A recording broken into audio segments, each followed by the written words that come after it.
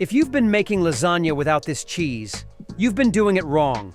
But don't worry, you're about to fix that. And no, it's not ricotta. By the way, if you love lasagna, I've got 20 delicious foolproof recipes for you. Grab them for free at the link below. Let's talk about what's going into this fusion masterpiece. We've got your classics, lasagna sheets, savory meat sauce, mozzarella, parmesan, but we're also throwing in creamy bechamel and crumbled feta. That's right. Feta. Salty, tangy, a little chaotic, and exactly what your white sauce has been missing. Some oregano, nutmeg, black pepper, and yes, a touch of garlic. Because we're not monsters.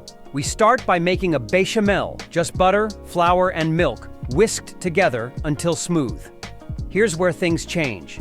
Before it thickens fully, we crumble in our feta. It melts down into something creamy and just a little tangy.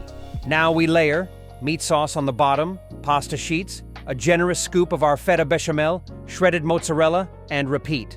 By the third layer, your kitchen's gonna smell like a Roman holiday married a Greek summer. Two things to watch out for. One, don't use that pre-crumbled feta. It's too dry.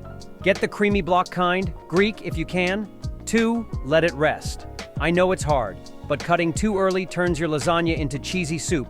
Give it 10 to 15 minutes. By the way, if you love lasagna, I've got 20 delicious foolproof recipes for you.